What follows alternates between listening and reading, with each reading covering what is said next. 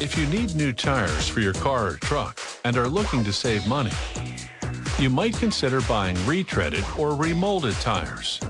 Retreads are worn-out tires onto which the factory glues new rubber treads.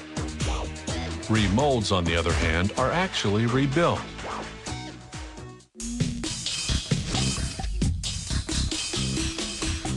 This company specializes in remolding commercial truck tires.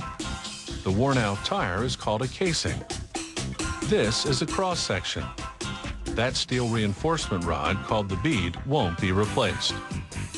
But most of the rubber around it will be, along with most of the tread area. The steel belts underneath the treads, those dots, will remain. They begin the remolding process by thoroughly inspecting the casing to determine whether it's indeed salvageable. They consider its age, whether it's had repairs.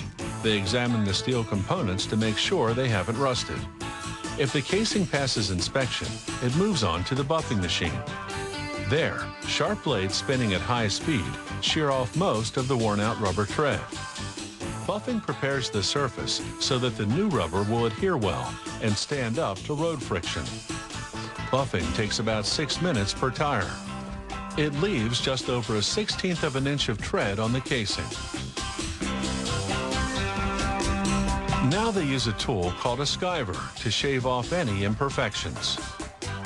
A rubber tire is like a car windshield. Even the smallest crack can spread outward, so it has to be stemmed.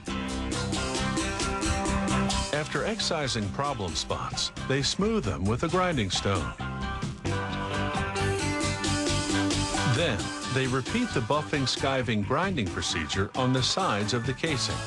But they use a less abrasive grinding stone because the sides don't need such aggressive treatment. Unlike the tread area, they won't be subjected to road abrasion. Now, using a drill, workers remove dirt and rust from each spot. Then they work the area some more with a grinding wheel so that the rubber they'll use to patch it will adhere properly. Now they glue the patch from the inside with rubber cement, pressing out any air bubbles with a roller to ensure full contact. Workers can now start rebuilding the tire.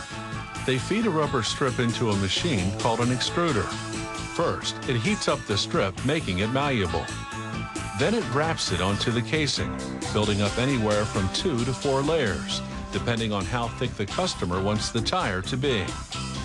That depends on several factors. For instance, how much traction the tire needs to have, and whether the truck will be doing mostly local or long-distance driving.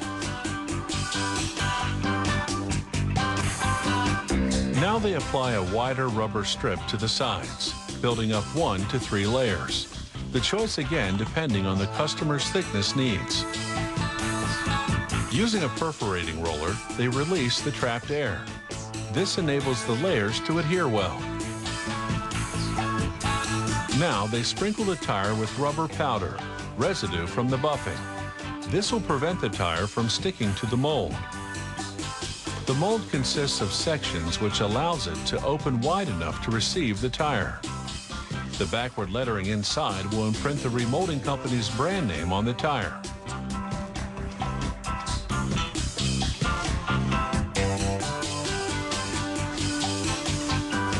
The mold applies about 220 pounds of pressure, as well as heat, 320 degrees Fahrenheit. This fuses the molecules in the old and the new rubber, a chemical reaction called polymerization.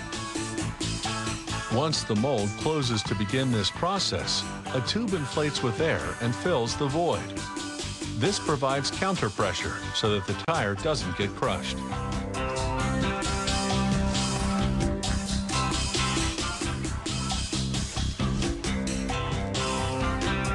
Molding time is anywhere from an hour to an hour and 15 minutes per tire, depending on the thickness.